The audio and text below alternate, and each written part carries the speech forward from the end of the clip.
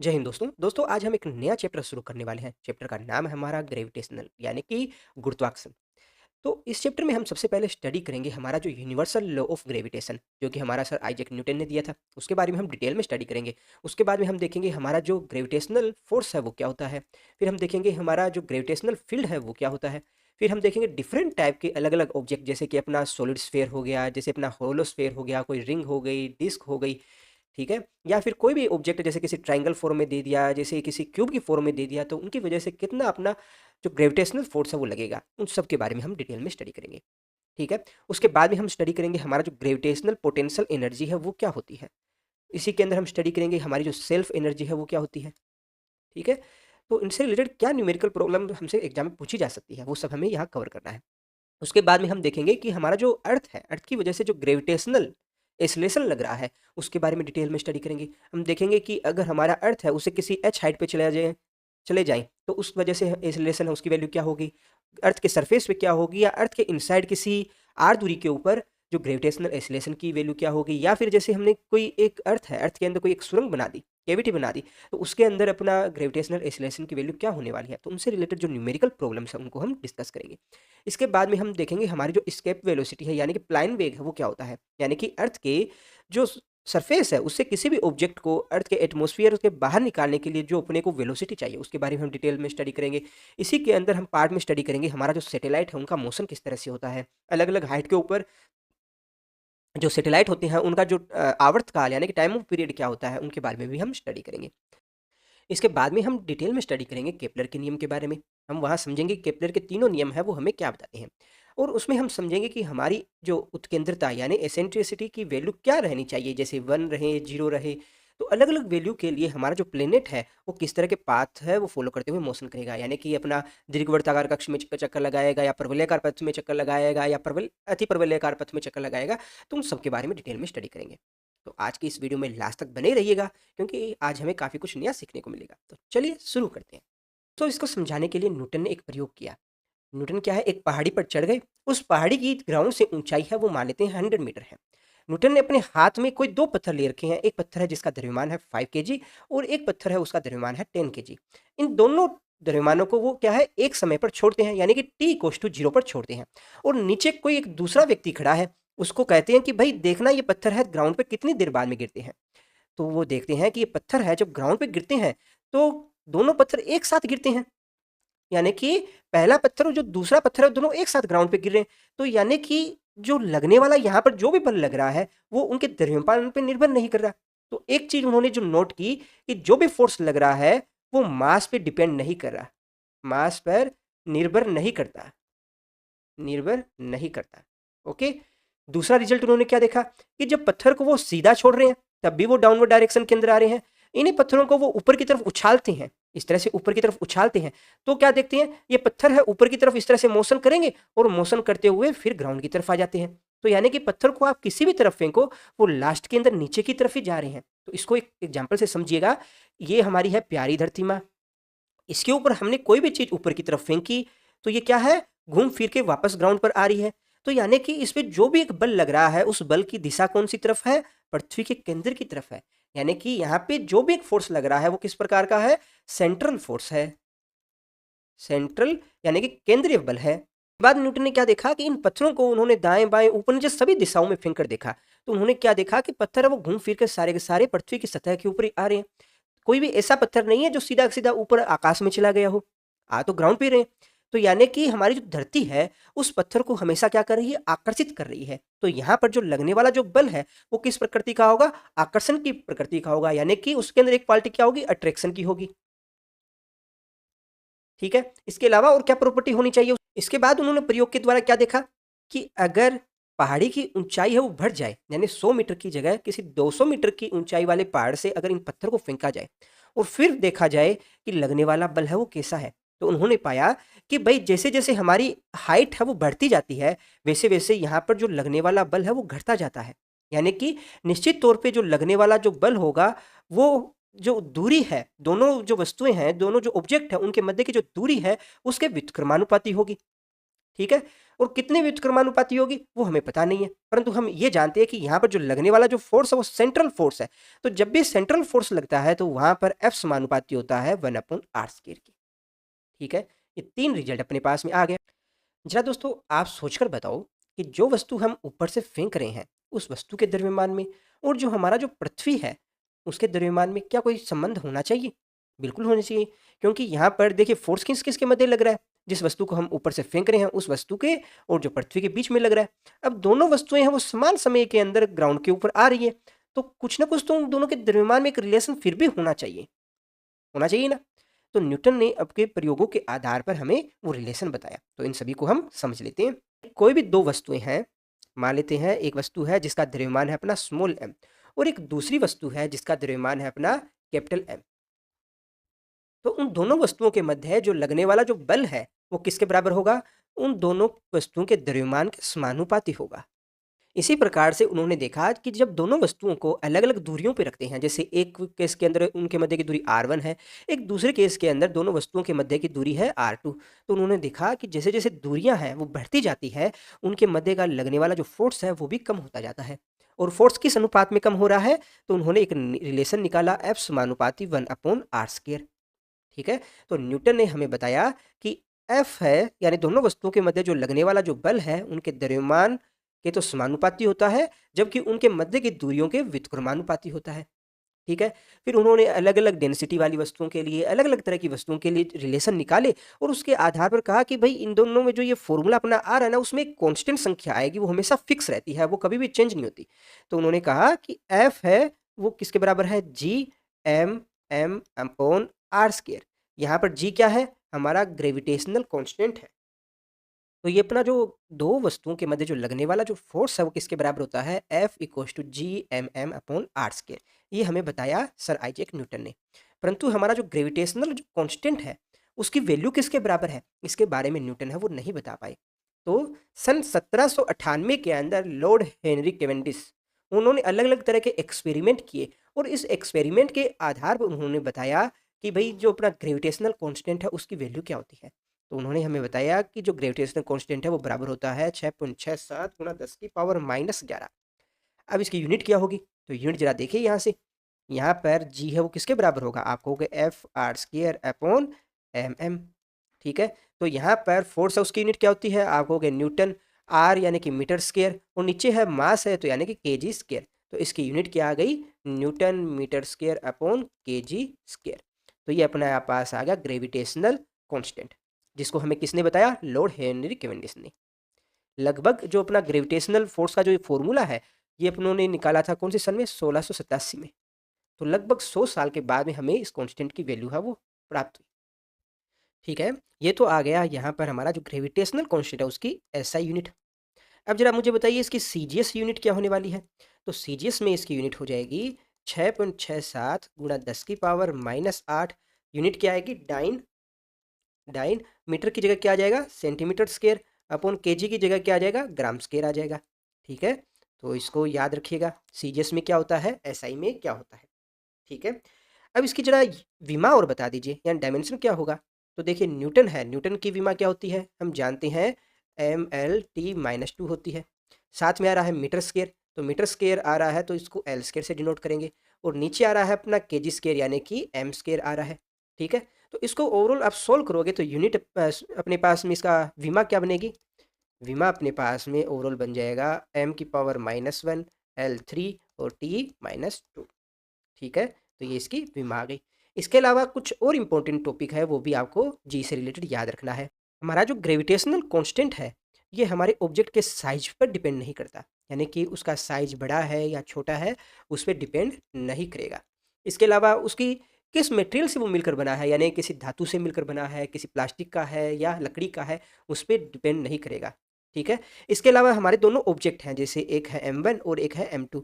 उन दोनों के मध्य किस तरह का मीडियम है, यानी कि वो दोनों पानी में रखे हैं, वैक्यूम में रखे हैं, स्पेस में रखे हैं, किस तरह के मीडियम में रखे हैं उस पर भी डिपेंड नहीं करेगा। ठीक है, तो इन दोनों लाइंस को आप बुक में नोट कर लीजिएगा कि जी का मान है वो कणों की प्रकृति और उनके आकार पर निर्भर नहीं करता। इसके अलावा क्या है? कणों के मध्य उपस्थित माध्यम है उस पर भी डिपेंड नहीं करेगा। ठीक है, बहुत ही इंपॉर्टेंट है। एग्जाम में कई बार डायरेक्ट पूछ लिया जाता है, इससे रिलेटेड क्वेश्चन है जो। एक इंपॉर्टेंट चीज और बताता हूँ कि देखिए हमारा जो ग्रेविटेशनल फोर्स है वो किसके बराबर होता है, G m1 m2 upon R square के बराबर होता है। अगर क्या हो कि हमारा जो दोनों ऑब्जेक्ट है उनके मास m1 और m2 है वो किसके बराबर हो, 1 kg के बराबर हो। इसके अलावा दोनों के मध्य की जो दूरी है यानी कि r है वो मान लेते हैं 1 मीटर। तो उस कंडीशन में इन दोनों के मध्य जो लगने वाला जो फोर्स है, दोनों ऑब्जेक्ट के मध्य जो लगने वाला फोर्स है वो किसके बराबर होगा, जी के बराबर होगा। तो इसको हमेशा आपको याद रखना है। अब जरा मुझे बताइए कि हमारा जो ग्रेविटेशनल फोर्स है वो वेक्टर क्वांटिटी है या स्केलर क्वांटिटी। तो हमारा जो ग्रेविटेशनल फोर्स है वो रहेगा वेक्टर क्वांटिटी। ऐसा क्यों, क्योंकि वेक्टर एडिशन के जो लॉ है उनको ये फॉलो करता है। तो अभी देख लेते हैं क्या कंडीशनें रहती है।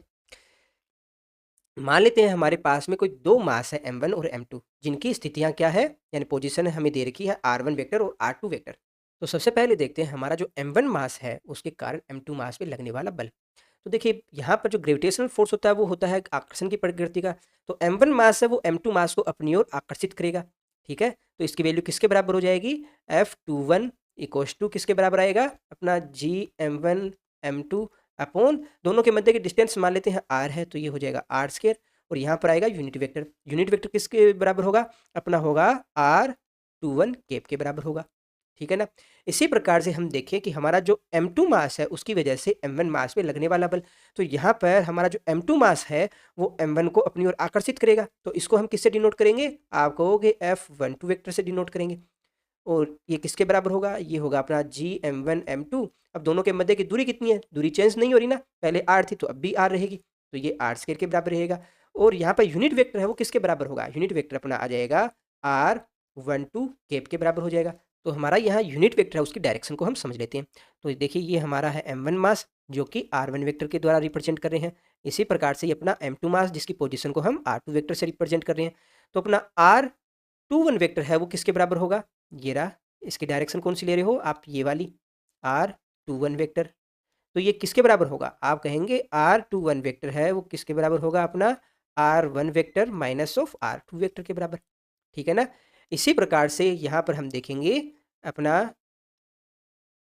R12 वेक्टर के लिए, तो R12 वेक्टर है वो किसके बराबर हो जाएगा, ये बराबर हो जाएगा R2 vector minus of R1 vector के। तो जरा बताइए मुझे R21 वेक्टर है वो किसके बराबर होगा, यहाँ देखिए R21 वेक्टर है वो किसके बराबर होगा, R इंटू साथ में क्या आ जाएगा R21 कैप के बराबर हो जाएगा, क्योंकि मध्य दूरी तो कितनी है। इसी प्रकार से अपना R12 वेक्टर है वो किसके बराबर होगा, आप कहोगे भाई R12 कैप के बराबर होगा। तो यहाँ पर R21 और R12 है वो दोनों एक दूसरे के इक्वल है मैग्नीट्यूड में, तो परंतु इनकी डायरेक्शन है वो अलग अलग है। तो हम क्या कहेंगे कि जो R21 कैप है वो इक्वल टू है माइनस ऑफ R12 कैप। अब ये वैल्यू है जब हम यहाँ पर ऊपर लगने वाले फोर्स में रखोगे, यहाँ पर इसमें हम रखेंगे, तो आप क्या कहोगे कि हमारा जो F21 वेक्टर है वो किसके बराबर होगा, माइनस ऑफ F12 वेक्टर के बराबर है। ठीक है। तो हम यहाँ पर इस निष्कर्ष पर आते हैं कि हमारा जो पहला जो ऑब्जेक्ट है वो दूसरे ऑब्जेक्ट पर जितना फोर्स लगाता है उतना ही हमारा जो दूसरा ऑब्जेक्ट है वो पहले ऑब्जेक्ट पर फोर्स लगाएगा। तो दोनों पर जो लगने वाला फोर्स है वो परिमाण में तो समान है, बस उनकी डायरेक्शन है वो है अलग अलग। ठीक है। तो काफ़ी इंपॉर्टेंट रिजल्ट है, इसको हमें याद रखना है। ओके। अभी हम समझने का प्रयास करते हैं कि हमारे जो केवेंडिश है उन्होंने एक्सपेरिमेंट के द्वारा जो जी की ये वैल्यू निकाली है 6.67 गुना 10⁻⁻11 newton metre square upon KG square, ये वैल्यू उन्होंने किस तरह से फाइंड की। तो केवेंडिश का एक्सपेरिमेंट है उसको हम समझ लेते हैं। तो हमारे जो केवेंडिश सर थे उन्होंने क्या किया कि एक हल्की एक छड़ ली उन्होंने, उस छड़ के दोनों सिरों के ऊपर उन्होंने दो द्रव्यमान रख दिए। मान लेते हैं इस छड़ पर जो द्रव्यमान लगा रखा है वो स्मॉल m है और दूसरे जो किनारे पर जो द्रव्यमान लगा रखा है वो भी है स्मॉल m। अब इस छड़ को उन्होंने एक बिल्कुल हल्की किसी भी डोरी से लटका दिया, कहाँ पर, किसी भी एक स्थिर छत के साथ, रूफ के साथ, किसी के साथ भी लटका दिया। ओके। अब इन दोनों द्रव्यमान के नज़दीक में कोई एक बड़े भारी द्रव्यमान है वो लेकर आए। जैसे स्मॉल m द्रव्यमान के नज़दीक एक कैपिटल M द्रव्यमान ले आए, इसी प्रकार से इस स्मॉल m द्रव्यमान के पास में एक दूसरा कैपिटल M द्रव्यमान ले आए। ठीक है। अब हर एक द्रव्यमान दूसरे द्रव्यमान को अपनी ओर आकर्षित करेगा करेगा ना, तो यहाँ पर भी अट्रैक्शन फोर्स लगेगा। तो अट्रैक्शन फोर्स लगेगा तो कौन सी डायरेक्शन में लगेगा, ये वाला जो कैपिटल M है वो स्मॉल m को अपनी ओर इस डायरेक्शन में अट्रैक्ट करेगा, जबकि ये वाला जो स्मॉल m है उसको कैपिटल M इस डायरेक्शन में अट्रैक्ट करेगा। तो उसकी वजह से क्या है, ये आगे की तरफ इस तरह से रोटेट हो जाएंगे। रोटेट हो जाएंगे ना, तो यहाँ पर जो छड़ है वो अपनी प्रारंभिक स्थिति से थोड़ा सा आगे कहाँ हो जाएगी, शिफ्ट हो जाएगी, शिफ्ट हो जाएगी ना। तो यहाँ पर जो शिफ्ट हो रही है ये कोण जो आता है उस कोण को हम क्या बोलते हैं, इस थीटा कोण को बोलते हैं एंठन कोण, एंठन कोण बोलते हैं। जब हम किसी भी सॉलिड मटेरियल के ऊपर जो प्रत्यास्थता वाला जब टॉपिक पढ़ेंगे तब हम एंठन कोण के बारे में स्टडी करेंगे, ठीक है। तो यहाँ पर दोनों जो फोर्स लग रहे हैं द्रव्यमान के मध्य, जो यहाँ पर फोर्स लग रहे हैं उनकी वजह से एक टॉर्क लग रहा होगा, लग रहा है ना। तो वो टॉर्क किसके बराबर होगा, टॉर्क बराबर होता है हमारा जो अप्लाइड फोर्स और रोटेशन एक्सिस से परपेंडिकुलर दूरी। तो रोटेशन एक्सिस से परपेंडिकुलर दूरी कितनी है, आप कहोगे ये वाली जो दूरी है ये परपेंडिकुलर दूरी तो है, तो अगर टोटल लेंथ एल है तो ये परपेंडिकुलर दूरी कितनी है, आप कहोगे L/2 है। तो यहाँ पर जो टॉर्क नेट कितना लग रहा है, तो एक तो लगेगा अपना इधर वाले इस एफ फोर्स की वजह से और एक अपना लगेगा इधर वाले एफ फोर्स की वजह से। तो यहाँ पर दो टॉर्क लगेंगे, इधर वाले फोर्स की वजह से टॉर्क लग रहा है उसको मैं टॉर्क 1 बोल देता हूँ, इधर वाले फोर्स की वजह से जो टॉर्क लग रहा है उसको मैं टॉर्क 2 बोल देता हूँ। तो जो टॉर्क नेट है वो किसके बराबर होगा, आप कहोगे टॉर्क 1 प्लस टॉर्क 2, और ये किसके बराबर होगा, ये अपना होगा सी थीटा के बराबर होगा। जहाँ पर सी क्या है, सी हमारा है एंठन नियतांक, एंठन नियतांक, एंठन कांस्टेंट है, इसको हम डिटेल में आगे पढ़ेंगे। और थीटा क्या है, एंठन कोण है। एक बार आप समझ लीजिए, वहां पर हम इसको डिटेल में पढ़ेंगे। तो टॉर्क 1 की वैल्यू किसके बराबर आएगी, टॉर्क 1 की वैल्यू आएगी, देखिए अप्लाइड फोर्स कितना है, आप कहोगे F, और परपेंडिकुलर दूरी कितनी है, आप कहोगे L/2। इसी प्रकार से टॉर्क 2 है उसकी वैल्यू किसके बराबर आएगी, आप कहोगे अप्लाइड फोर्स F, और जो परपेंडिकुलर दूरी कितनी है आप कहोगे L/2। तो यहाँ पर टॉर्क 1 और टॉर्क 2 की वैल्यू जब हम रखेंगे तो टॉर्क नेट है वो किसके बराबर आ जाएगा अपना F_L/2 प्लस F_L/2, ये किसके बराबर होगा, सी थीटा के बराबर हो जाएगा। तो लेफ्ट साइड में अपने पास में क्या आ जाएगा, FL आ जाएगा, और ये किसके बराबर आएगा, सी थीटा के बराबर आएगा। तो अभी यहाँ जो लगने वाला फोर्स है उसकी वैल्यू और जरा बताइए। तो यहाँ पर लगने वाला फोर्स है वो ग्रेविटेशनल फोर्स है, और उसकी वैल्यू किसके बराबर आएगी, G_M_M, और दोनों जो मास उनके मध्य की डिस्टेंस जिसको मैं r से डिनोट करता हूँ ये r² के बराबर आ जाएगी। तो इस वैल्यू को जब यहाँ रखेंगे तो अपने पास में क्या आ जाएगा, G_M_M साथ में L/r², और इधर आ जाएगा सी थीटा आ जाएगा। तो यहाँ से G की वैल्यू क्या आ जाएगी, जी की वैल्यू अपने पास में आ जाएगा c theta r² capital M small m और L आ जाएगी। तो यहाँ पर सी थीटा r² GML इन सब की वैल्यू रखी उन्होंने, तो वैल्यू रखने पर हमारे पास में क्या आया, हमारे पास में जी की वैल्यू आती है 6.67 गुना 10⁻⁻11 newton metre square upon KG square. तो बड़ा ही सिंपल सा एक्सपेरिमेंट उन्होंने किया कि भाई यहाँ पर एक द्रव्यमान दूसरे द्रव्यमान को आकर्षित करेगा, तो यहाँ पर जो डोरी थी उसकी जो स्टार्टिंग पोजीशन है उसमें कितना शिफ्ट हुआ, कितना एंठन हुआ, उस एंठन की वैल्यू से उन्होंने जो ग्रेविटेशनल कांस्टेंट की वैल्यू है वो फाइंड की। दोस्तों इस टॉपिक के ऊपर हम एक अलग से एक शॉर्ट वीडियो बनाएंगे जहाँ हम एनिमेशन के थ्रू इसको समझने का प्रयास करेंगे कि हमारा जो जी की वैल्यू है वो क्या होती है, ठीक है। अभी इनसे रिलेटेड कुछ न्यूमेरिकल प्रॉब्लम्स है जिनको हम डिस्कस कर लेते हैं ताकि इस टॉपिक को और आप अच्छे से समझ पाओ। हमारे पास में जो फर्स्ट क्वेश्चन है उसमें हमें दे रखा है कि कोई एक कैपिटल एम मास का कोई एक गोला है, ठीक है। इस गोले को दो पार्ट्स में डिवाइड किया जाता है। तो दो पार्ट्स में डिवाइड करेंगे तो मान लेते हैं हमारा जो पहला पार्ट है उसका मास है एक्स, और जो दूसरा जो पार्ट है उसका मास कितना हो जाएगा, m-x हो जाएगा। तो इन दोनों गोलों को एक दूसरे से कुछ दूरी पे रखा जाता है, मान लेते हैं उन दोनों गोलों के मध्य की दूरी कितनी है, r है, ठीक है। अब क्वेश्चन में कहा है कि दोनों गोलों का द्रव्यमान क्या होना चाहिए जिससे कि उनके मध्य जो लगने वाला ग्रेविटेशनल फोर्स है वो मैक्सिमम हो, यानी कि जो F है वो मैक्सिमम हो। तो उस कंडीशन के अंदर हमारे इन दोनों गोलों का द्रव्यमान है वो क्या होगा, तो क्या होगा भाई। तो दोस्तों आपको याद होगा कि जब भी हमें मैक्सिमा और मिनिमा कैलकुलेट करना होता था तो हम क्या करते थे, हमारे पास में जो फंक्शन दिया होता था उसको हम डिफ्रेंशिएट करते थे और उसको जीरो के बराबर रखते थे और वहाँ से हम वैल्यू निकालते थे। तो यहाँ पर चेंजेस किस में हो रहा है, मास में हो रहा है, और मैक्सिमम क्या आना चाहिए, फोर्स आना चाहिए। तो यानी कि dF/dx करेंगे हमें, ठीक है, और dF/dx करके उसको जीरो के बराबर रखेंगे और x की वैल्यू है यहाँ से फाइंड करेंगे। तो जरा कीजिए। तो सबसे पहले बताओ फोर्स है वो कितना है, तो फोर्स हम जानते हैं किसके बराबर है, G_m1m2 अपॉन r², ठीक है ना। तो m1m2 की वैल्यू यहाँ रखेंगे तो क्या आ जाएगा, Gx, फिर आ जाएगा m-x अपॉन r²। तो इसको जब डिफ्रेंशिएट करेंगे तो हमारे पास में क्या आ जाएगा, dF/dx कीजिए जरा। तो ये हमारे पास में आ जाएगा G/r², साथ में पहले x का करेंगे तो m-x रह जाएगा हमारे पास, फिर प्लस Gx/r², और साथ में क्या आ जाएगा, 0-1 आ जाएगा। और ये सारी वैल्यू किसके बराबर रखनी है, हमें जीरो के बराबर रखनी है। तो जो कॉमन आके इधर जीरो जा सकता है उसको इधर जीरो में ले जाएंगे तो बचेगा क्या अपने पास में, हमारे पास में बचेगा m-x प्लस यहाँ आ जाएगा x और 0 - 1, ये सारा का सारा किस में चला जाएगा, 0 में चला जाएगा। तो यहाँ से x की वैल्यू है वो किसके बराबर आ जाएगी, आप कहोगे x = m/2। तो यानी कि इस कैपिटल M मास को जब हम दो पार्ट्स में डिवाइड करेंगे, तो अगर उनका जो द्रव्यमान है वो m/2 हो, तो उस कंडीशन में उन दोनों के मध्य जो लगने वाला जो फोर्स है वो क्या होगा, मैक्सिमम होगा। दोस्तों हमारा जो नेक्स्ट क्वेश्चन है उसमें हमें एक समबाहु त्रिभुज दे रखा है, जिसके तीनों किनारों पर कोई एक m द्रव्यमान है वो रखे हैं।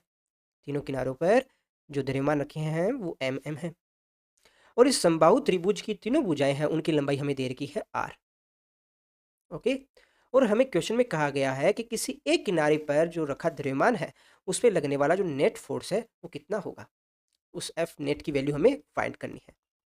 तो किस तरह से फाइंड करोगे, तो मान लेते हैं जो फर्स्ट के कॉर्नर है और सेकंड जो कॉर्नर है उन दोनों के मध्य जो लगने वाला जो फोर्स है वो किस डायरेक्शन में होगा, उन दोनों के मध्य लगने वाला फोर्स वो इस डायरेक्शन में होगा। क्यों, क्योंकि हमेशा जो लगने वाला ग्रेविटेशनल फोर्स है वो आकर्षण की प्रकृति का होता है। तो F12 वेक्टर है वो इस डायरेक्शन में रहेगा, और F12 वेक्टर की वैल्यू किसके बराबर होगी, आप कहोगे कि भाई Gm1m2/r² के बराबर होगी। और m1 m2 की वैल्यू रखोगे तो आपके पास में यहाँ क्या आ जाएगा, m² आ जाएगा ना। तो यहाँ m² आ गया।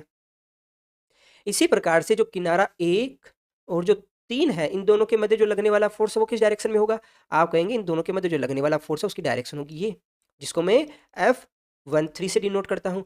और इस F13 की वैल्यू किसके बराबर होगी, सेम आप कहोगे Gm1m2/r², और m1m2 क्या है यहाँ पर, mm ही है, तो आप कहोगे यहाँ पर Gm²/r² के बराबर आएगी, कोई दिक्कत नहीं है। तो यहाँ पर जो लगने वाला नेट फोर्स है वो किस डायरेक्शन में होगा, तो नेट फोर्स अपना लगेगा इस डायरेक्शन में, लगेगा ना।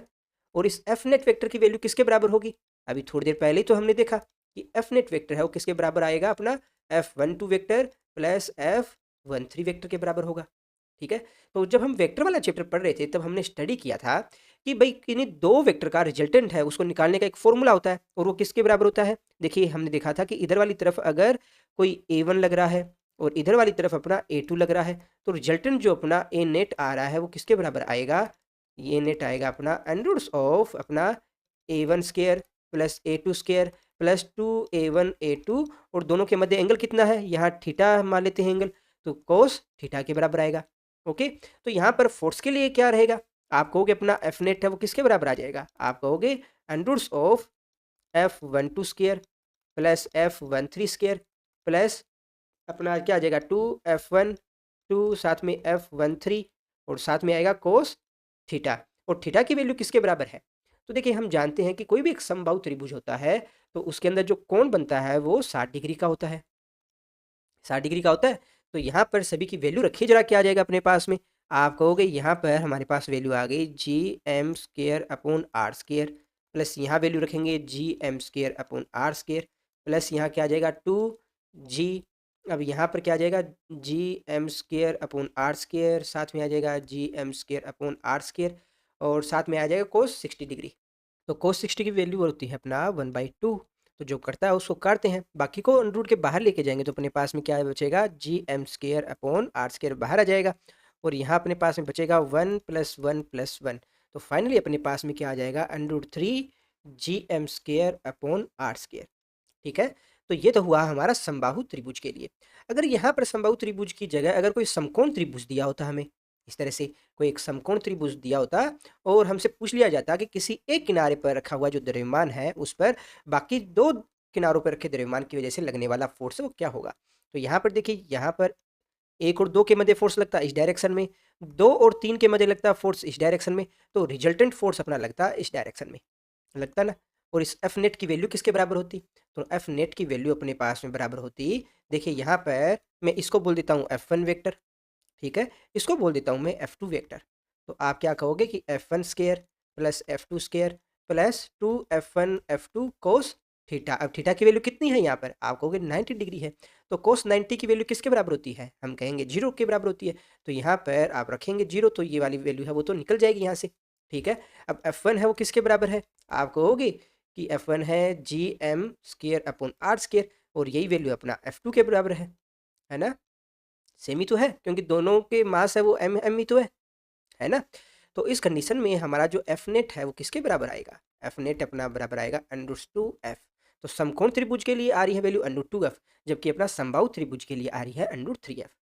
ठीक है, किसी को डाउट हो कमेंट बॉक्स में पूछ सकते हो। अभी के लिए हम नेक्स्ट क्वेश्चन पे चलते हैं।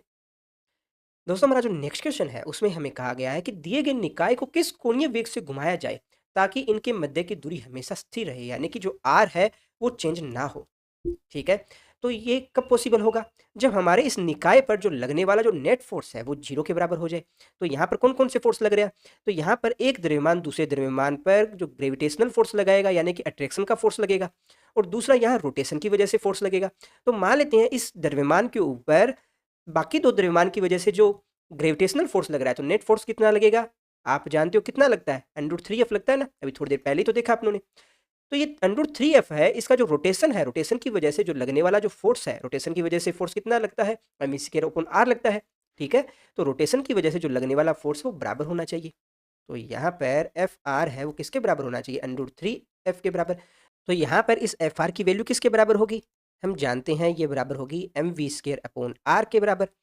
इसे आप क्या लिख सकते हो? m⍵²r भी लिख सकते हैं ना। यहाँ पर r है वो किसके बराबर होगा? तो हमने सर्कुलर मोशन के अंदर पढ़ा है कि कोई भी ऑब्जेक्ट है वो क्या कर रहा है? सर्कुलर मोशन कर रहा है। तो यहाँ पर हमारा जो ऑब्जेक्ट है जिसका मास m है उसकी जो रोटेशन एक्सिस से जो दूरी है वो क्या कहलाती है? r कहलाती है। ठीक है, और जो इसकी वेलोसिटी है उसको हम v से डिनोट करते हैं। तो इस पर जो लगने वाला फोर्स होगा वो किसके बराबर होगा? m⍵²r के बराबर होगा। तो यहाँ रोटेशन एक्सिस कौन सा है? आप कहोगे रोटेशन एक्सिस तो यहाँ है, और रोटेशन एक्सिस से दूरी कितनी है? आप कहोगे ये वाली दूरी मान लेते हैं r है। तो इस r की वैल्यू क्या है वो भी हमें फाइंड करनी है। अभी देखते हैं क्या होगा। तो यहाँ पर जो लगने वाला जो नेट फोर्स है वो किसके बराबर होगा? आप कहेंगे m⍵²r है, ये किसके बराबर होगा? √3F। और f की वैल्यू किसके बराबर होगी? अपना gmm यानी gm² अपॉन दोनों मास के बीच की दूरी यानी कि r² के बराबर होगी ना। तो अब जरा पहले तो कैपिटल R की वैल्यू क्या है वो फाइंड कर लेते हैं। तो इस ट्राइंगल में समझने का प्रयास कीजिएगा। ये हमारा ट्राइंगल है, ठीक है, जिसमें जो ये वाली लेंथ है वो अपने पास में r है, ये वाली लेंथ है वो भी r है। एंगल बनना है 60 डिग्री का। ठीक है, तो यहाँ से अपना r यानी कैपिटल R है उसकी वैल्यू क्या होगी? तो देखिए कैपिटल R की वैल्यू अपने पास में क्या आएगी? ये वाला जो एंगल बनेगा ये कितना है? अब देखिए टोटल एंगल है 60 डिग्री का, तो यहाँ पर ये वाला जो एंगल बनेगा ये कितना होगा? 30 डिग्री का। और ये वाली जो टोटल लेंथ है वो r है, तो यहाँ से लेकर यहाँ तक की जो लेंथ है वो किसके बराबर होगी? आप होगे r/2 के बराबर। तो यहाँ पर ये जो ट्राइंगल अपने पास में बन रहा है, इस ट्राइंगल को जरा देखिएगा, इस ट्राइंगल को देखते हैं, जिसमें क्या दे रखा है आपको कि ये वाला एंगल है 30 डिग्री का, ये वाली जो लेंथ है वो है अपना r/2, ये वाली जो लेंथ है वो है r। तो जरा इनमें रिलेशन क्या है वो बताए वो मेरे को। तो आप कहोगे cos 30 डिग्री है वो किसके बराबर होगा? अपना r/2 r के बराबर होगा। तो यहाँ से कैपिटल R की वैल्यू अपनी क्या आ जाएगी? r/2, और साथ में cos 30 की वैल्यू क्या है? √3/2, √3/2 है ना, तो यहाँ √3/2 करोगे तो 2 से 2 कैंसिल हो जाएगा। तो फाइनली r की वैल्यू अपने पास में क्या आ जाएगी? स्मॉल r/√3 आ गई ना। इसकी वैल्यू जब हम यहाँ रखेंगे, यहाँ रख दीजिए, अपने पास क्या आ जाएगा? यहाँ रखने पर ये आ गया अपने पास m⍵²। अब यहाँ रखेंगे r/√3 इक्वल्स टू क्या आ जाएगा? √3 अपना gm²/r²। ठीक है, तो बोथ साइड जो कटता है उसको काट देते हैं, तो m से यहाँ m कटा, और क्या रहा? ये 3 है, इधर साइड जाकर क्या बन जाएगा? ये बन जाएगा 3gm/r³। ठीक है, तो यहाँ से ω² है उसको भी थोड़ा शॉर्ट करेंगे तो ये आ गया √3gm/r³। यानी कि यहाँ पर हमारा जो एंगुलर वेलोसिटी है वो √3gm/r³ अगर रहेगी तो उस कंडीशन के अंदर हमारा जो ये निकाय है वो साम्यावस्था में रहेगा, स्थिर अवस्था में रहेगा। ठीक है, किसी को डाउट हो तो कमेंट बॉक्स में पूछ सकते हो। दोस्तों हमारा जो नेक्स्ट क्वेश्चन है उसमें हमें कहा गया है कि कोई दो द्रव्यमान है, एक द्रव्यमान है अपना कैपिटल M और जो दूसरा द्रव्यमान है वो है स्मॉल m। ये एक दूसरे से किसी L दूरी पर मौजूद है। ठीक है, इन दोनों द्रव्यमानों को जो मिलाने वाली लाइन है उसके परपेंडिकुलर कोई एक x है, उसके अबाउट अगर इस सिस्टम को हम किसी एंगुलर वेलोसिटी ओमेगा से रोटेट करवाते हैं, यहाँ पर ओमेगा एंगुलर वेलोसिटी के साथ इसको रोटेट करवाएं, तो इस ओमेगा की वैल्यू क्या रहे जिससे कि ये हमारा जो सिस्टम है वो साम्यावस्था में बना रहे। कोई भी सिस्टम है वो साम्यावस्था की कंडीशन में कब होता है? जब उस पर जो लगने वाला जो नेट फोर्स है वो किसके बराबर हो? जीरो के बराबर हो। यानी कि यहाँ पर हमारे जो सिस्टम है उस पर ग्रेविटेशनल फोर्स की वजह से जो लगने वाला जो बल है वो किसके बराबर रहे? यहाँ पर रोटेशन की वजह से जो लगने वाला फोर्स है। ठीक है, तो ग्रेविटेशनल फोर्स किसके बराबर लग रहा है? हम जानते हैं यहाँ पर gmm अपॉन दोनों के मध्य की दूरी कितनी है? आप कहोगे l² के बराबर है। रोटेशन की वजह से जो लग रहा है फोर्स वो किसके बराबर आएगा? m⍵²r के बराबर। तो m है अपना कैपिटल M, और अपना एंगुलर वेलोसिटी है ω², और रोटेशन एक्सिस से दूरी है वो क्या है? रोटेशन एक्सिस से जो दूरी है वो मान लेते हैं अपनी x है। ठीक है, तो एम ओमेगा स्क्वायर एक्स के बराबर आ गया ना।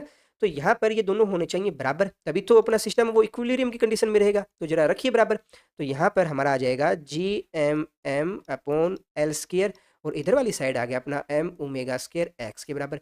बोथ साइड जो करता है उसको हम काट देते हैं, तो यहाँ पर अपने पास में आ जाएगा जी स्मॉल एम, और साथ में आ जाएगा एल स्क्वायर, और यहाँ पर रोटेशन एक्सिस से जो दूरी है वो है अपनी एक्स, ये किसके बराबर आ गया, ओमेगा स्क्वायर के बराबर आ गया। अब क्वेश्चन में हमें एक्स की वैल्यू है वो तो दे नहीं दे रखी ना, तो मान लेते हैं यहाँ पर ये जो एक्स है वो कहाँ से है, इसकी सेंटर ऑफ मास से दूरी है, क्योंकि देखो अब एक्स की दूरी हमें फाइंड करनी पड़ेगी, ऐसे तो कर नहीं पाएंगे। तो हम मान लेते हैं हमने जो रोटेशन एक्सिस जो माना है वो पॉइंट कहाँ से पास हो रहा है, इस निकाय के सेंटर ऑफ मास से पास हो रहा है। तो अब सेंटर ऑफ मास कैसे फाइंड करते हैं ये आप जानते हो ना, प्रीवियस वीडियो देखी होगी आपने सेंटर ऑफ मास वाली। तो वहां पर कोई भी एक निकाय है, ठीक है, जिसका एक का मास कैपिटल एम है, एक का मास स्मॉल एम है, और यहाँ पर इसका सेंटर ऑफ मास है वो मूल बिंदु 0 0 पर मौजूद है। ये वाली दूरी है वो एक्स है, तो ये वाली जो दूरी बचेगी वो किसके बराबर होगी, एल माइनस एक्स के बराबर। तो जरा इसका सेंटर ऑफ मास का एक्स कोऑर्डिनेट किसके बराबर होगा, आप कहोगे 0 इक्वल्स टू, अब ये किसके बराबर हो जाएगा, कैपिटल एम माइनस एक्स आएगा, प्लस अपना आएगा small M L minus X upon capital M plus small M. यहाँ पर मैंने माइनस एक्स क्यों लगाया, क्योंकि देखिए हमने जो कोऑर्डिनेट सिस्टम माना है उसमें जो अपना कैपिटल एम है वो नेगेटिव एक्स डायरेक्शन में, तो इसलिए मैं इसे नेगेटिव साइन के साथ ही लगा देता हूँ। ओके, तो यहाँ से हम क्या देखेंगे कि अपना एम एक्स है वो किसके बराबर आ जाएगा, देखिए ये वाली वैल्यू तो वो तो 0 हो जाएगी, तो यहाँ पर एम एक्स बराबर आ जाएगा स्मॉल एम और साथ में आ जाएगा एल माइनस एक्स। तो यहाँ से अपने पास में एक्स की वैल्यू क्या आ जाएगी, M X equal to small M L minus M X. इसको भी बराबर के इधर वाली साइड लाएंगे तो एक्स के अपने पास में वैल्यू आ जाएगी M L upon capital M plus small M. ये वैल्यू जब यहाँ रखेंगे तो अपने पास में ओमेगा स्क्वायर की क्या वैल्यू आएगी फाइनल, जरा बताइए। ओमेगा स्क्वायर इक्वल टू आ जाएगा g small M upon L square, और साथ में एक्स की वैल्यू रखेंगे m L upon m plus m. जो करता है उसको हम काटते हैं, तो यहाँ एम से एम कैंसिल आउट होगा, तो यहाँ अपने पास में आ जाएगा जी साथ में capital M plus small M upon L cube. तो यहाँ से अपना एंगुलर वेलोसिटी ओमेगा है उसकी वैल्यू क्या आ जाएगी, under root of G M plus M upon L cube. तो इतनी एंगुलर वेलोसिटी के साथ अगर हम इस निकाय को रोटेट करवाएं तो यहाँ पर दोनों के मध्य की दूरी है वो स्थिर रहेगी, नियत रहेगी, हमारा सिस्टम वो साम्यावस्था में रहेगा। तो नेक्स्ट क्वेश्चन है उसमें हमें कहा गया कि कोई दो बिंदु द्रव्यमान m1 और m2 एक दूसरे से अनंत दूरी पर मौजूद है, यानी कि m1 है और m2 एक दूसरे से इनफाइनाइट दूरी पर मौजूद है। फिर कह रहे हैं कि इन दोनों के मध्य ग्रेविटेशनल फोर्स लगता है जिसके कारण ये एक दूसरे की तरफ गति करना प्रारंभ कर देते हैं, यानी कि m1 और m2 है वो एक दूसरे की तरफ मोशन कर रहे हैं। जब किसी क्षण दोनों के मध्य की दूरी r हो तो उनका सापेक्ष वेग ज्ञात करो। तो किसी समय इन दोनों के मध्य जब दूरी क्या है, r है, ठीक है, तो उन दोनों की रिलेटिव वेलोसिटी है वो हमें फाइंड करनी है। ठीक, m1 है, m1 के रिस्पेक्ट में m2 की वेलोसिटी क्या हो जाएगी, हम जानते हैं v1 vector minus v2 vector, ठीक है। इसी प्रकार से रिलेटिव एक्सीलरेशन है वो क्या होता है अपना, हम a12 vector equals to a1 vector minus of a2 vector, ठीक है, कोई दिक्कत नहीं यहाँ तक। तो जरा मुझे सबसे पहले ये बताइए कि a1 और a2 की वैल्यू कैसे फाइंड करें। तो यहाँ पर जरा देखिए हमारा जो m1 मास है उस पर m2 मास की वजह से जो लगने वाला फोर्स है वो किसके बराबर होगा। तो m1 मास है उस पर जो लगने वाला फोर्स है वो किसके बराबर है, जी m1 m2 अपॉन, अब मान लेते हैं किसी समय दोनों पार्टिकल है वो यहाँ पर है, अपना m1 है यहाँ पर और अपना है m2 है यहाँ पर, और दोनों के मध्य की जो दूरी है वो कितनी है, स्मॉल r है। तो यहाँ पर m1 मास है उस पर m2 की वजह से कितना फोर्स लग रहा है, जी m1 m2 upon are square. ये किसके बराबर होगा, अपना f के बराबर होगा, और ये f किसके बराबर होगा, हम कहेंगे मास इंटू इसका एक्सीलरेशन, यानी कि m1 a1 के बराबर होगा। इसी प्रकार से हम बात करें m2 मास की, तो m2 मास पर m1 की वजह से फोर्स कितना लग रहा है, आप कहोगे जी m1 m2 upon are square, और जो लगने वाला जो फोर्स है वो किसके बराबर होगा, हम कहेंगे m2 a2 के बराबर होगा ना। तो यहाँ पर बोथ साइड जब हम इसको सोल्व करते हैं तो अपने पास में क्या आएगा, आप कहोगे m1 से m1 कैंसिल आउट हुआ या m2 से m2 कैंसिल आउट हुआ, तो यहाँ a1 की वैल्यू क्या आई अपने पास, a1 आ गया अपना जी m2 अपॉन आर स्क्वायर। इसी प्रकार से a2 की वैल्यू क्या आ गई अपने पास, जी m1 अपॉन आर स्क्वायर। अब इनकी डायरेक्शन है वो तो सेम है नहीं, तो जरा वेक्टर फॉर्म में रखते हैं इसको, a1 है वो किसकी डायरेक्शन में होगा, a1 लग रहा है अपना पॉजिटिव x डायरेक्शन में, देखिए ना यहाँ पर पॉजिटिव x डायरेक्शन में ना इसका एक्सीलरेशन a1, और अपना m2 है उसकी वेलोसिटी और एक्सीलरेशन कौन सी डायरेक्शन में, आपको वो नेगेटिव x डायरेक्शन में है, तो मैं इसलिए इसको नेगेटिव डायरेक्शन की वजह से नेगेटिव साइन के साथ लगाऊंगा और इसको पॉजिटिव के साथ लगाऊंगा, माइनस आर केप। और ये आ गया वेक्टर फॉर्म के अंदर। तो मुझे बताइए इनका रिलेटिव जो एक्सीलरेशन है वो किसके बराबर होगा? आप कहोगे A12 वेक्टर है वो बराबर आ जाएगा A1 vector minus of A2 vector. दोनों की वैल्यू पुट कीजिए जरा, क्या आ जाएगा? यहाँ पर हमारे पास में आ जाएगा, देखिए m1 की वैल्यू पुट की तो जी m2 अपॉन आर स्केयर, साथ में आर के पार है अपना, और प्लस, अब देखिए माइनस, और यहाँ ये जो माइनस माइनस माइनस प्लस हो जाएगा, तो यहाँ हम कहेंगे जी m1 अपॉन आर के साथ में आ जाएगा आर के। तो यहाँ से जो कॉमन आता है उसको कॉमन लीजिएगा, क्या आ गया अपने पास में? हमारे इस पास आया m1 प्लस m2 और साथ में आया अपना आर के। आ गया ना, कोई दिक्कत नहीं है। इस प्रॉब्लम को और आगे सोल्व करने के लिए हम दोनों साइड मैग्नीट्यूड ले लेते हैं, ठीक है? तो मैग्नीट्यूड लेंगे तो क्या आ जाएगा? आप कहोगे अपना A12 वेक्टर है ये बराबर आ जाएगा अपना जी अपॉन आर स्केयर, साथ में आ जाएगा m1 प्लस m2, ठीक है? अब यहाँ अपना A12 है, इसको भी मैं A ही लिख देता हूँ, कोई दिक्कत नहीं है। तो अपना A equals to G upon R square m1 plus m2 आ गया। अब जरा मुझे बताइए कि एक्सीलरेशन है वो किसके बराबर होता है? आप कहोगे dv/dt के बराबर होता है, कोई दिक्कत नहीं। क्या इसको आप कुछ ऐसा लिख सकते हो? A इक्वल्स टू dv/dr, साथ में क्या है? dr/dt, यानी dr से ऊपर नीचे मल्टीप्लाई कर दिया, कोई दिक्कत है क्या यहाँ? नहीं है ना। अब मुझे बताइए dr/dt है वो किसके बराबर होता है? आप कहोगे v के बराबर होता है, क्योंकि वेलोसिटी है वो किसके बराबर है? dr/dt के बराबर होता है। तो यहाँ पर मैं रिप्लेस कर देता हूँ। अब इस dr को भी मैं इधर ले जाता हूँ, तो अपने पास में क्या आ जाएगा? a dr equals to v dv हो गया, ठीक है? तो अब जरा मुझे बताइए कि अगर a की वैल्यू में अगर यहाँ रख दूँ तो अपने पास में क्या आ जाएगा? यहाँ पर a की वैल्यू रखिए जरा, क्या आएगा अपने पास में? ये आ गया जी अपॉन आर स्केयर, और साथ में अपना क्या आ जाएगा? m1 प्लस m2, साथ में dr, और यहाँ पर आ गया अपना v dv। ओके, अब बोथ साइड हम कर देते हैं इंटीग्रेशन। तो यहाँ पर इंटीग्रेशन करेंगे तो यहाँ पर r है, r की वैल्यू कहाँ से कहाँ तक वेरी कर रही है? तो किसी समय इनके बीच की जो वैल्यू है वो कहाँ से कहाँ तक हो जाएगी? 0 से r के बीच में हो जाएगी, क्योंकि r दूरी जब होती है तभी तो हमें वैल्यू फाइंड करनी है इनकी, रिलेटिव वेलोसिटी और रिलेटिव एक्सीलरेशन क्या है, ठीक है ना?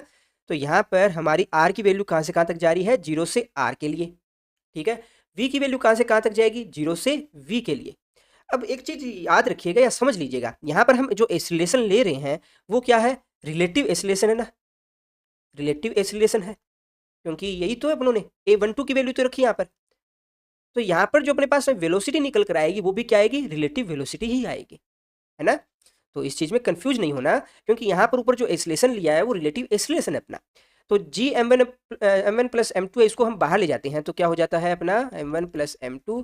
तो इंटीग्रेशन अब हमें करना है 0 टू r, और साथ में अपना क्या आ जाएगा? 1 अपॉन आर स्केयर dr, और इधर वाली तरफ इंटीग्रेट करोगे तो 0 टू v dv। ओके, तो 1 अपॉन आर स्केयर का इंटीग्रेशन करना आता है आपको, क्या होगा इसकी वैल्यू?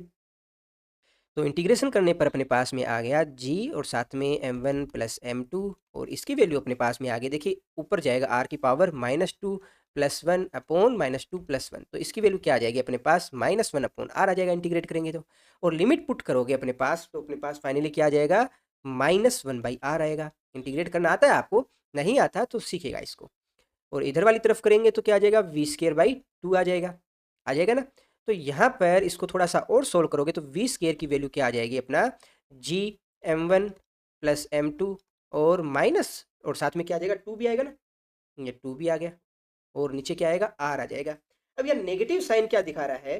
तो नेगेटिव साइन दिखा रहा है कि r में होने वाली जो कमी है उसको शो कर रहा है, ठीक है? कमी को कैसे शो कर रहा है? तो देखिए किसी समय पर दोनों द्रव्यमान है, उन दोनों के बीच में दूरी कितनी थी? आप कहोगे अनंत थी, क्योंकि इनफाइनाइट दूरी पर एक दूसरे से मौजूद थे। फिर समय के साथ क्या होता है कि दोनों के मध्य की दूरी है वो होती जाती है कम, और एक समय ऐसा आएगा जब दोनों एक दूसरे से जाकर बिल्कुल चिपक जाएंगे, मिल जाएंगे, है ना? तो आर है वो समय के साथ कम हो रही है, इसी वजह से ये नेगेटिव साइन है अपने दिखा रहा है। तो अगर इस नेगेटिव साइन को अगर हम छोड़ दें तो अपने पास में v² की वैल्यू क्या आ जाएगी? 2g m1 plus m2 upon r। Okay, तो यहाँ पर v की वैल्यू क्या आ जाएगी अपने पास? तो ये आपने आगे रिलेटिव वेलोसिटी। किसी स्टूडेंट को किसी भी तरह का इस क्वेश्चन में डाउट हो आप कमेंट बॉक्स में पूछ सकते हो, कभी कोई और वीडियो बनाकर इसको फिर से डिस्कस कर लेंगे, ठीक है? हमारा जो नेक्स्ट क्वेश्चन है उसमें हमें कोई एक रोड दे रखी है जिसका मास है m, और इस रोड की जो लेंथ है वो है l। रोड का जो इधर वाला किनारा है उससे किसी दूरी a के ऊपर एक स्मॉल मास m रखा है, ठीक है? तो दोनों के मध्य लगने वाला जो ग्रेविटेशनल फोर्स है वो हमें फाइंड करना है। तो किस तरह से इस प्रॉब्लम को सोल्व करोगे? तो हमें क्या करना है, सबसे पहले इस रोड के ऊपर कोई एक अल्पांश मानेंगे, ठीक है। यहाँ से मान लेते हैं किसी x दूरी के ऊपर ये कोई dx मोटाई का कोई एक अल्पांश अपनों ने मान लिया, ठीक है। और इस अल्पांश का मास कितना है, मान लेते हैं अल्पांश का मास है वो dm है, ठीक है।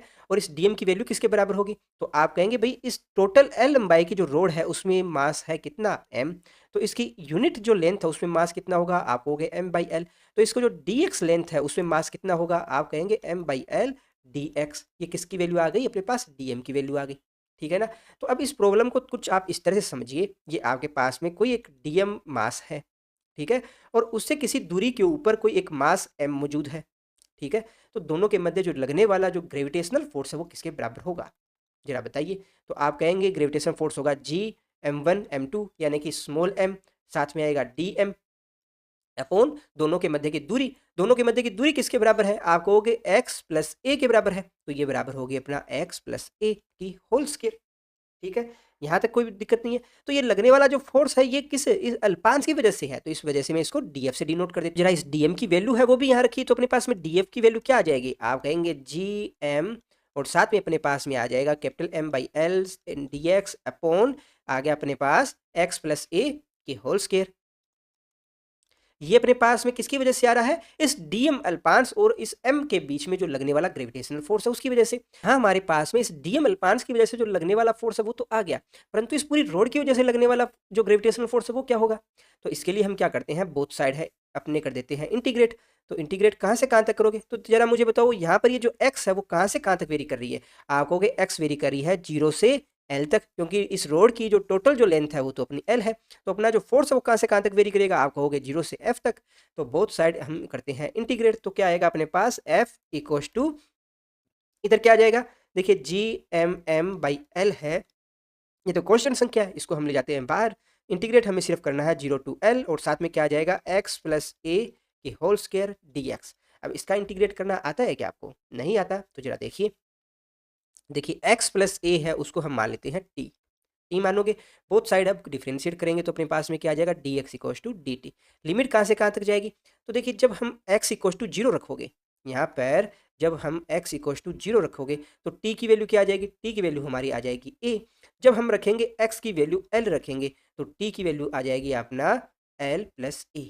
तो इनकी वैल्यू है वो जरा रखते हैं ऊपर, क्या आ जाएगा अपने पास f equals to G M by L, और इंटीग्रेशन में कहाँ से कहाँ तक लगाएंगे value, t equals to a to L plus a, और साथ में क्या आ जाएगा अपना 1/t स्क्वायर, और साथ में यहाँ आ जाएगा डी टी।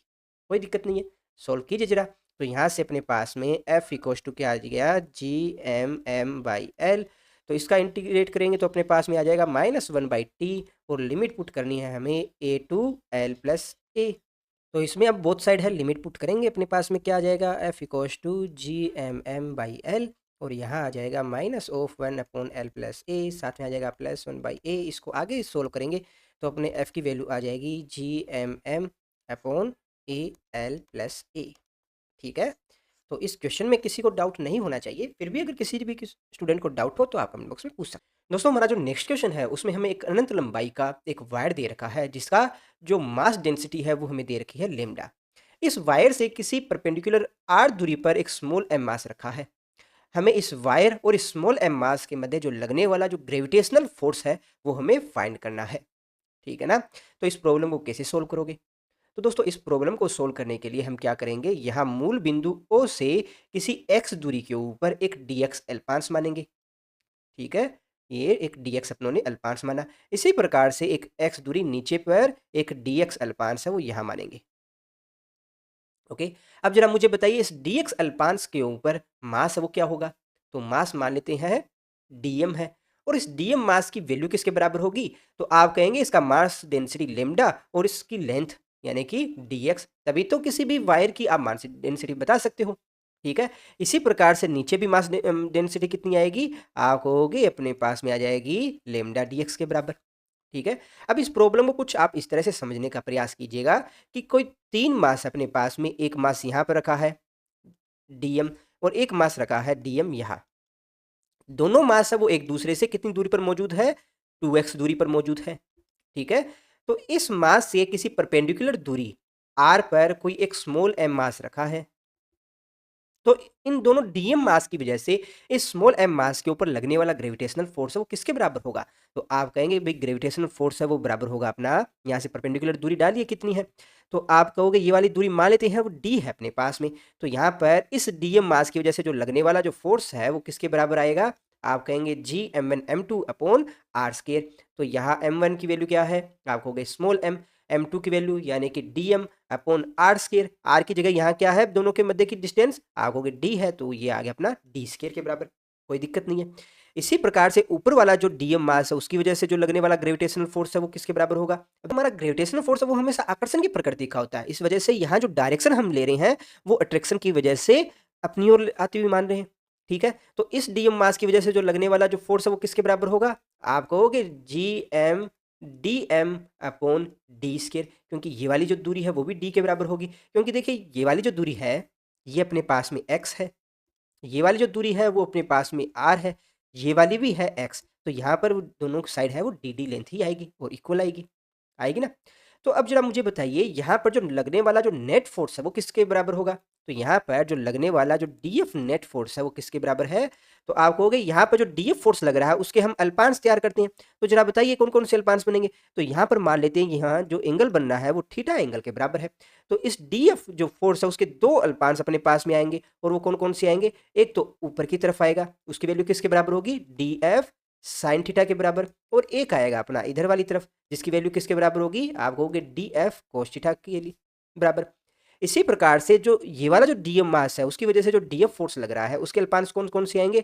आप कहोगे भाई इसके भी दो ही अल्पांश बनेंगे, एक तो इधर वाली तरफ बनेगा जिसकी वैल्यू आएगी अपने पास डी एफ साइन थीटा, और एक आएगी इस तरफ जिसकी वैल्यू किसके बराबर होगी? डी एफ कोस थीटा, ठीक है। तो अब आप क्या देख रहे हो कि डी एफ साइन थीटा है, दोनों तरफ जो लग रहा है वो डायरेक्शन में तो एक दूसरे के विपरीत है परंतु मैग्नीट्यूड में इक्वल है, तो उस वजह से ये दोनों फोर्स तो एक दूसरे को कैंसिल आउट कर देंगे ना। तो नेट जो फोर्स लग रहा है वो किसके बराबर होगा? आप कहोगे two D F cos theta के बराबर होगा, होगा ना। तो यहाँ से जो नेट जो फोर्स अपने पास में आया है वो इतना है। अब जरा डी एफ की वैल्यू और पुट कीजिए यहाँ पर, तो अपने पास में जो डी एफ नेट जो लग रहा है वो किसके बराबर होगा? टू जी एम, यहाँ देखिए पहले स्मॉल एम आएगा फिर डी एम आएगा अपॉन डी स्केयर आएगा, ठीक है, और साथ में क्या आएगा? कोस थीटा आएगा।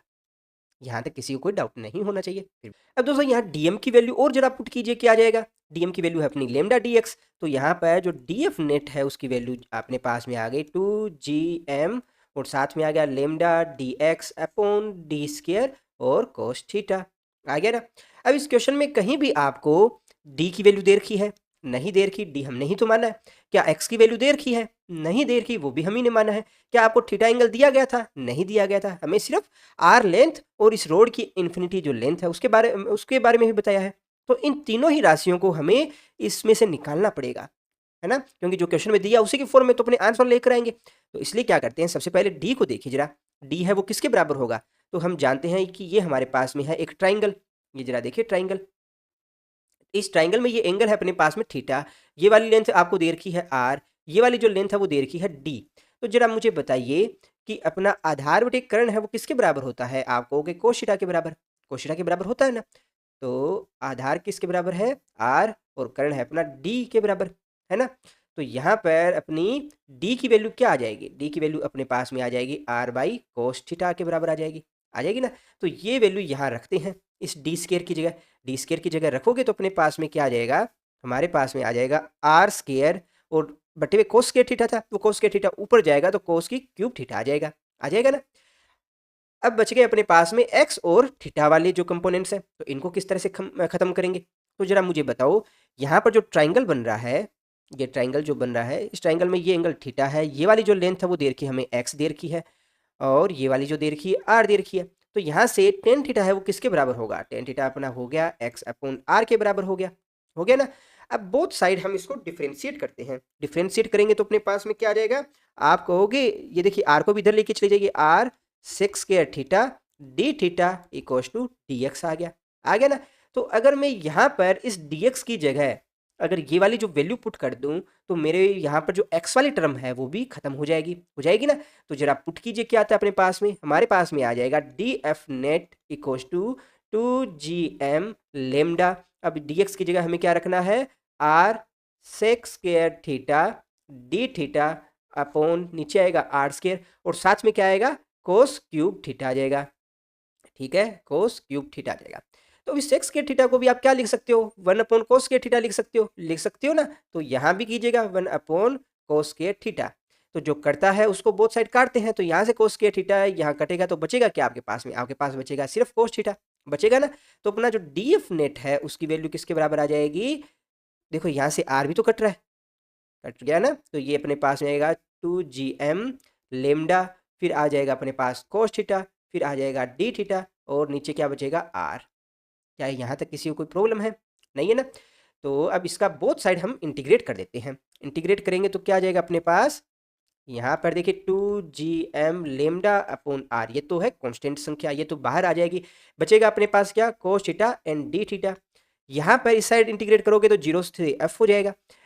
अब यहाँ पर जरा बताइए थीटा है वो कहाँ से कहाँ तक वेरी करेगा। तो थीटा देखिए यहाँ पर इस पॉइंट के लिए थीटा क्या होगा, थीटा 0 होगा। और जब अपनी दूसरा सिरा इसका कहाँ पर है, इनफाइनाइट है, इनफाइनाइट है तो थीटा का दूसरी वैल्यू कहाँ तक होगी इनफाइनाइट के लिए, इनफाइनाइट के लिए आप कहोगे थीटा 90 डिग्री के बराबर होगा, तभी तो जो अपना इस छड़ का या फिर वायर का जो दूसरा सिरा आप कैप्चर कर पाओगे। तो यहाँ थीटा कहाँ से कहाँ तक वेरी करेगा, आप कहोगे 0 से π/2 तक वेरी करेगा। तो जरा रखिए यहाँ पर 0 से π/2 तक के लिए। तो मैं फिर से समझा देता हूँ, देखिए थीटा का जब 0 रखोगे तो वायर का इधर वाला सिरा है वो हम बता पाएंगे। जब थीटा की वैल्यू आप क्या रखोगे 90 डिग्री रखोगे, क्योंकि जो वायर का जो दूसरा सिरा है वो तो इनफाइनाइट ही होगा ना। तो यहाँ पर थीटा कहाँ से कहाँ तक वेरी करेगा, 0 से π/2 के लिए। तो इंटीग्रेट करेंगे तो अपने पास में आ जाएगा f, साथ में आ जाएगा 2gm लेमडा अपॉन r, और कोस थीटा का अपने इंटीग्रेट करेंगे तो क्या आ जाएगा साइन थीटा आ जाएगा। अब साइन थीटा में जरा वैल्यू रखिए 0 से π/2 के लिए। तो हम जानते हैं साइन π/2 की वैल्यू 1 आती है और 0 पर 0 होता है। तो अपने पास में जो नेट जो लगने वाला जो फोर्स है वो किसके बराबर आ जाएगा, 2gm लेमडा अपॉन r। ठीक है, ये किसकी वजह से है, किसी अनंत लंबाई का इन्फिनिट जो लेंथ का कोई वायर है, ठीक है, उस वायर की जो मास डेंसिटी हमें दे रखी है लेमडा, उससे स्मॉल r दूरी पर कोई दूसरा मास स्मॉल m रखा है, तो उन दोनों के मध्य ग्रेविटेशनल फोर्स की वैल्यू। ठीक है, तो दोस्तों आज की वीडियो में बस इतना ही। नेक्स्ट वीडियो में कुछ और इंपॉर्टेंट टॉपिक्स है जिनको हम डिस्कस करेंगे। वीडियो में लास्ट तक बने रहने के लिए आप सबका धन्यवाद। वीडियो अच्छी लगी हो तो लाइक कीजिए, कमेंट कीजिए और अपने दोस्तों के साथ शेयर कीजिए। Thank you.